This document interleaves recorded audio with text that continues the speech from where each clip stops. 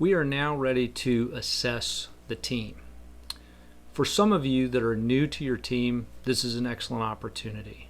You've come in completely unbiased to past experiences, and you're just looking to understand the makeup of your team. For the vast majority of you, you are probably walking in to preconceived notions about your team. I would encourage you to the best of your ability, set those aside, and just look at the data if you've never looked at it in this objective manner. We're going to go through the data that I think is relevant, and then I encourage you to dig deeper around other data that's relevant to your industry or to your organization, and make sure you're tracking the things that matter to a successful sales rep, to being a successful sales rep. I want you to think for a second about a coach walking into a new team.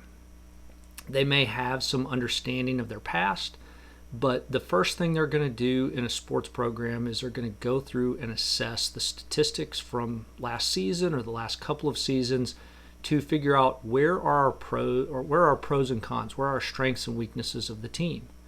And we're building a SWOT analysis. And if you've never done a SWOT analysis, it starts with strengths and weaknesses. And that's what this data will begin to tell us. I want to encourage you, don't get too wrapped up in the data you start seeing, especially if this is the first time you've sliced it this way. It will begin telling a story, but it's not the full story. So don't jump to conclusions thinking you've solved something too early. Look at all the data, get all the context around it, and then start assessing the strategies you're going to use to start coaching your team in a specific direction. So the goal here is to start analyzing strengths and weaknesses of your team members through data assessment. So by the end of this lesson, you will find out which data points are needed, why these particular data points, and where to locate them. And we'll document that because one of the things I've found is I'll go looking for data, I'll find it in a very obscure location, and then I'll forget about it, and it'll be a weeks or months later when I'm looking for that data again, and then I've got to go through the whole thing again about, now where did I find that data? So we're actually going to document where we found some of these data points so that you know which systems you need to be looking in the next time. And we'll talk about that at the end of the lesson. So this is a quick snapshot of the data points. Don't let this overwhelm you. I'm going to go through and explain why these particular data points matter, and then you can add where it's relevant to your industry or your organization as we go through. And I'll talk about specifically again why these matter.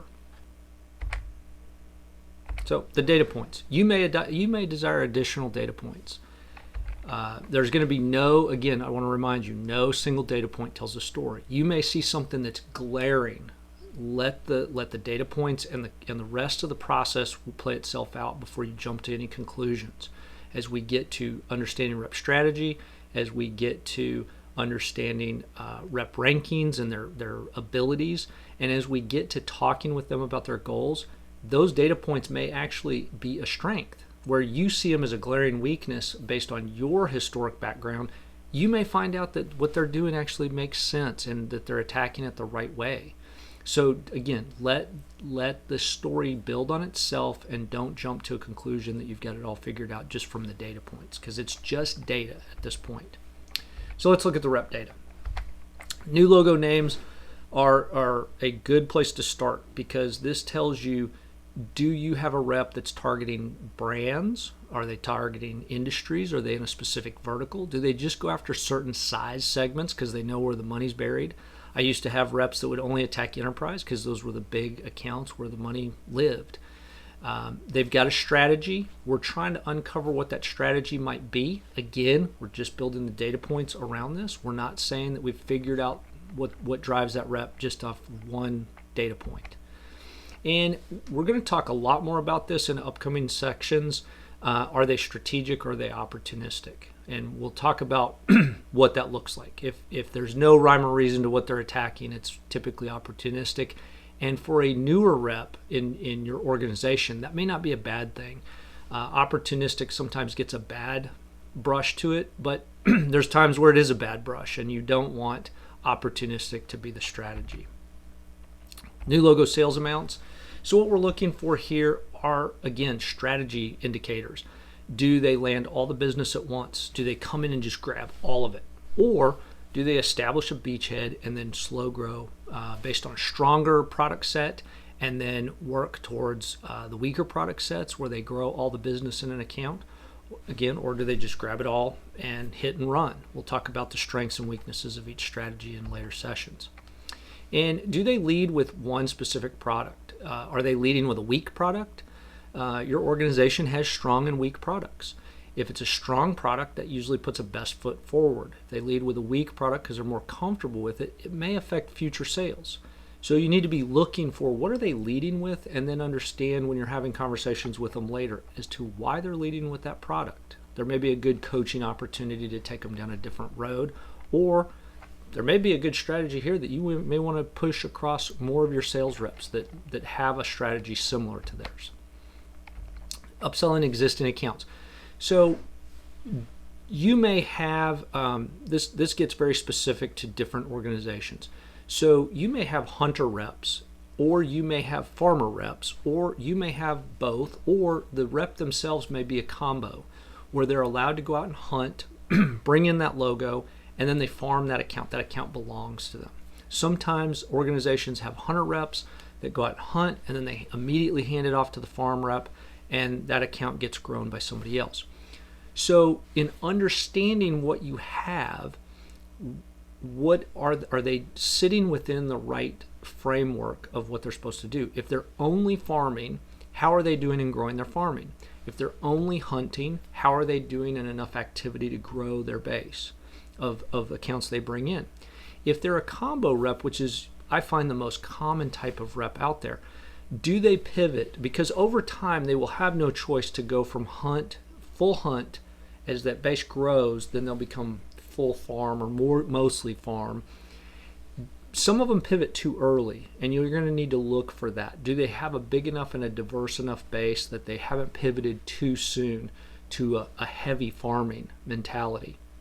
Because if they're just farming mostly one account and they're really not hunting additional accounts because this one's feeding them, if that account leaves or has a regime change that moves on without your organization, is that rep just screwed? And you don't want to put them in that. They don't want to be in that position. So this is again a possibility for another coaching opportunity, based on, are they working at what looks to be a fair percentage of farming to hunting if they're a hybrid rep like that. Farming will naturally grow over time. Like I said, it has no choice. As your number of accounts grow, the rep will feel to go to farming too early, and it'll be up to you to kind of guide them into farming an appropriate amount of time in their base until it gets to a size that just forces everybody to have to just be in that position that they're okay with that rep farming, because there's just too many accounts to support. And again, that gives you an opportunity, depending on your organization, you may be able to pull some people, pull some accounts from that rep that they just can't support all of them, and so that they can keep hunting, let's pull those over to some other resources that can take care of the farming needs of that. So, and they just need a balance. It's very important that you're watching this very closely and they're watching it very closely. Talk about it openly, that they just don't pivot heavily too soon to more farming than hunting until it's appropriate. So CRM data activity data, you're just looking when a deal is at stage X, how many deals are in stage X? So let's say it's prospect, and you're looking to appointment set. So if that's your CRM stages, how many are in prospect mode and how many have converted to first meeting or first appointment? Or if they're at first appointment, how many convert to proposal? This data of going from stage X to X plus 1 gives you some magnificent data to work with your rep on how are they progressing their sales funnel. And if they are maniacal, or at least closer to maniacal, on tracking their CRM data, it's going to be more valuable to helping coach them in the areas that they're struggling on converting. And they may find out that maybe they're not qualifying that first appointment too good enough. Maybe they're not. Maybe they're over proposing. They're hearing that there's an opportunity when there's really not in a first appointment. This will be an opportunity for you to look with them at the data and figure out where can you coach them to a stronger conversion rate, because this will really lead. We always say more activity, more activity, more activity, but if you improve these stage percentage growth changes, you need less activity on the front end. It's a more reasonable activity than just a strategy of more. So really look at your CRM data to see how they're progressing their stages and how often. So you need to identify patterns that are going on. Where is the largest fall off? So are they losing deals, or are the deals stalling? From which stage are they stalling in? That's or losing in. That's where you'll find the most important data. And then what stage are they? Don't just focus on the weaknesses. What are their strengths? You may find out that you've got somebody who's awesome at going from contract to close, and you want to utilize them in a sales training to help the rest of your team get better in those areas. So look for where their strengths are, because you're going to want to leverage those on the team and let somebody shine in their strengths. It'll help them even get better in those areas, believe it or not, when you're focused on strengths.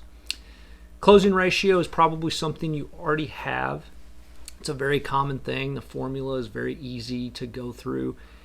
That's the formula. You just want closed deals, one based on a percentage of all prospects that have been engaged. That's your closing ratio. That gives you an initial snapshot of how much activity is needed. I don't really like saying that that's the total formula. That's just a starting place. I think the gold is in getting your CRM stages and understanding that's typically your CRM stages are mirroring your sales process. They should be. And you're looking for in those stages, where can I improve those? And those will improve the closing ratio. Those ratios will get better. If they get better, the closing ratio gets better. So again, I don't like just saying more. That's not a great strategy. I like saying let's be more efficient so that we need less activity to be more productive. So, and then this is just the way to measure the correct level of activity that's currently needed. As you improve those other segments, they'll need less activity. But this is a good starting point to say, here's currently the activity level we need for a rep to be successful, for this rep to be successful. So another data point you want to look at is monthly quota attainment for the last 12 months. So how consistent has the rep been? This is very important for identifying whale hunters. You will talk about certain rep strategies and red flags in an upcoming section, but we're looking for consistency. This will also help us in our rep rankings on who's your A, B, and C players. Consistency matters, and you're looking for who is bringing a consistent level of performance month over month. Again, doesn't tell the whole story, but it starts painting a picture. How wide is the variance from the best to the worst month?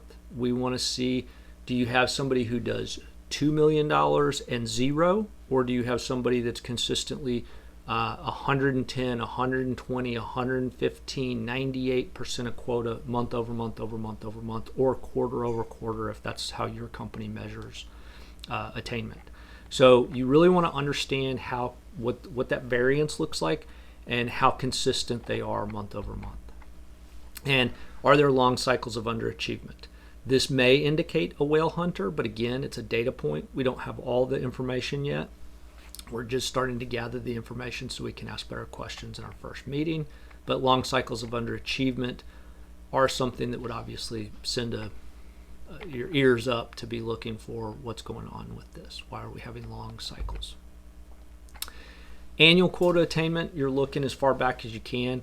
What's their annual quota trend? How are they year over year? Are they falling off slowly? Is this something that they used to be a top performer and then they're going down? The thing you'll be looking to ask here is, are they just burned out? Are they frustrated with current management or past management that you've replaced? What's going on here that's causing the trend, whatever it is? If it's a positive trend, what's causing that? That'll be something you can later capitalize on. If it's a downward trend, what's causing it? Get to the root of it so that you can understand it. And this will take place in the rep conversation that we'll talk about in an upcoming section. But this, again, data point that helps you better prepare for questions you're going to want to ask. So special pricing requests. Often the sales manager is in charge of a certain percentage of discount for certain customer requests. So how often are you getting these requests? Or if you're not in charge of those, how often is your upper management or finance team getting these requests? And who are they coming from? Which rep? And do the requests vary by rep? And if so, how? You're looking for who's asking for this, how often are they asking for this? If all of your reps are asking for it all the time, there may be a pricing discrepancy that needs to go to marketing, or you just may have reps that are not strong enough to withstand price pressure from the customers. And if you're not the low price leader, playing on price is a dangerous game that we'll talk about in an upcoming section. Number of escalations per rep. So this may be harder to find. A lot of times these aren't tracked in the systems. If you've got a system that tracks escalations, that's great. You may just have to go to past emails, or you may have to socialize this through other departments. Hey, how often in billing do you guys get requests from my reps? How often are they coming to you saying escalate, escalate, escalate? Or operations, how often are my reps going to you? If you're the one getting the requests, then if you've got the history there, you should be able to go back at least through email as a worst case scenario to find your escalation numbers. So month over month, how many escalations are you getting per rep? The way this should balance out is your reps with the biggest base of customers, on average, not by any given specific month, but on average, your reps with the larger customer base should be the ones that have the higher number of escalations. That's the way it should work. But if you're getting one rep that's just panicked all the time, then you've got a Chicken Little scenario on the team, and you've got to watch that rep a little bit more closely. So you should have it balanced based on who's got the highest customer counts. So somebody who does have a low customer count will have some escalations from time to time, but by average they should have less overall. And if you find out that your escalations are balanced by customer count, then you don't have a Chicken Little. You don't have somebody who wants to escalate on every little thing, and you've got a very good balanced team. So that'll be something that'll show a good story, but that's one of the things you're looking for. Besides individual data, so again, thinking back to a coach that walks in, they're looking at individual stats, they're looking at what's going on within each player, but then they also want to look at the organization as a whole. Think of colleges that are looking at boosters and how much fundraising is happening. This is a good opportunity for you to look at the company environment as a whole. What's going on within the organization? While you'll have less influence over this, it's still good for you to understand it and not stick your head in the sand about it. If your company is bad at something, embrace it. Avoid it. Try to protect your team from it. Try to protect your customers from it. Be open and honest about it. It will build some respect on your team if you're not just buying into the company culture that everything's just fine. Everything's not just fine. Every company has its strengths and weaknesses, and if you openly discuss and identify those, it helps you protect your clients and your reps from stepping on the things that are landmines. Don't sell the products that don't work. Sell the products that do work. You've probably got some really good products. Focus on those. And if you find yourself needing to sell that a customer just has to have a specific product that you know is bad, set proper expectations. So just like the product side, in company environment, we're looking for other factors that we can paint a picture and ask questions on. So what's been the rep churn for the team over the last 12 months? This may be an organizational issue. This may be your particular geographic area or your team. You may be coming in because this past sales managers have just not been good. They've been more obstacle than obstacle remover, and the reps just haven't performed under that environment. So why have they resigned? Why have they been terminated? HR will be a good place for you to uncover some of this information. Was there just bad hires? A bad manager a lot of times is a bad manager because they don't know how to identify talent. So they bring them in, they ignore them, and then they go, well, I don't know why these reps aren't working harder. Those managers exist out there, and bad hires are the responsibility of you. So if you make a bad hire, you need to own it. You need to be responsible for working that rep out of the organization, admitting, hey, I didn't identify this, learning from that mistake, and then in the future not repeating it. And that is hard to swallow sometimes because we think we're really good at hiring, and we're not. Sometimes we're going to miss on people. We'll do all the right things, we'll do all the right interview questions, and then we'll just get it wrong. And that happens, and it's okay. It hurts because of the time it takes to get that rep out of the organization. And sometimes we try too hard to turn them around when they're just not going to. It's great when you can turn them around, but if you can't turn them around, you'll need to work them through. And we'll talk about that more in offboarding. And is there a bad culture? Whether it's locally or company-wide. I've worked in organizations where from the top down, the whole organization has problems. It just has things that are dysfunctional that roll from top to bottom. I worked at one company that when you went to corporate, it was fantastic. It was amazing. But the local market had been acquired, and they still had the culture of the old company, and they were just not going to change and adjust to the new company. They just refused. No matter how much we've tried to bring in other parts of the organization in that was local to us and tried to help them see that this new organization had a better culture, a better this, a better that. They were more pivotal. They were more they were just more limber to movement of helping our clients. The old guard just could not get out of the way, and it took another acquisition before some of those people got forced out, and then it did start changing, and we saw the benefits almost immediately. So you're looking for, what are the things I've got to deal with that are negative, so that I can try to at least set expectations and set up guardrails around those. So that's why you're looking for this information. And then, was there just no support or coaching?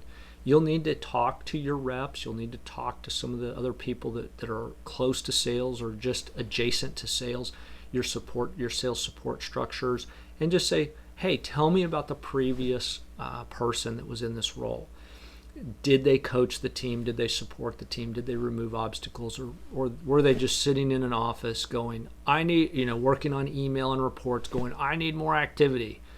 That's not a good sales manager, in my opinion. That's somebody who's not helping remove obstacles on a daily basis.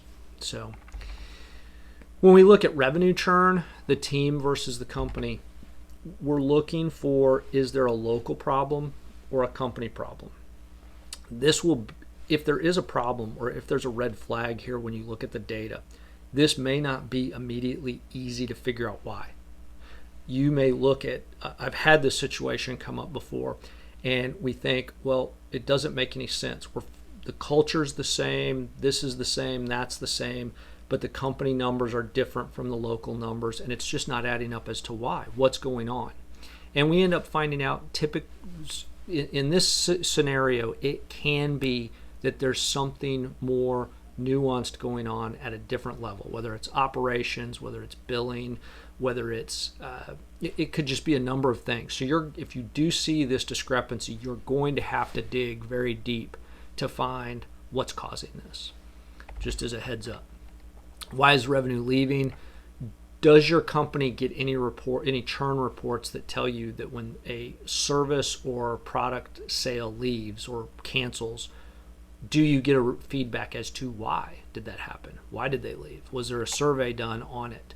And if not, you may want to start one, even if it's informal, where you're just calling a few customers that have left and just say, hey, just tell me what happened. That may be the easiest way. It's a little bit anecdotal. It doesn't get down to the data points like you want to, but it can help you understand at least some of the story of what's happening there. So where's this data? Your CRM is going to probably supply most of the data we've just talked about. Most of the data points we're asking about should live in your CRM. And if you've got a good CRM, this will be one of the few times that the CRM is helping you. It's an inside joke from my side that I believe a lot of organizations will invest so much money in a CRM just so upper management can have a dashboard.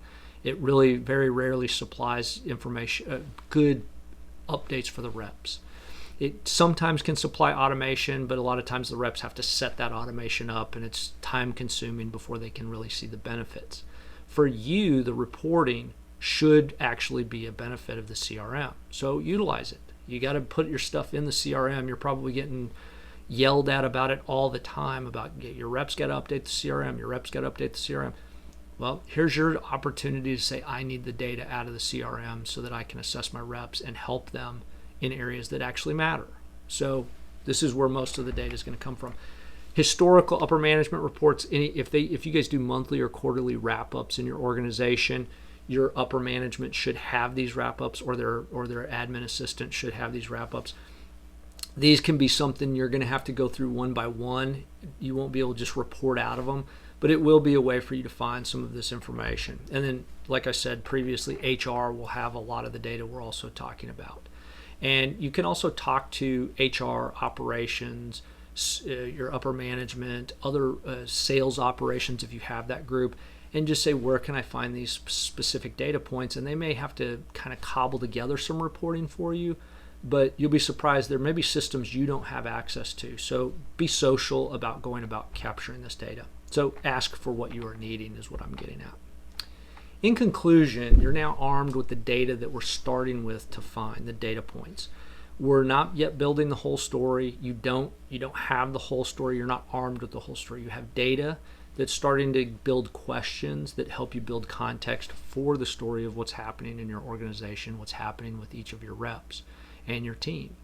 You now know where to mine the data you need, and we need to document it. So your action item is that we now know where to gather the data, and we need to go document where we found this. And just to show you that data, the sheet I'm asking you to fill out looks like this. It's not that big. It just tells you to document the reporting system, because once you start utilizing this data, you will find that you need to go pull it often, every couple of months. And in a couple of months, you can forget where some of this data lives. So document where you found the data points so that you can go back to it. It's one thing if it's just in a CRM report and you can just write that in very quickly, that's great.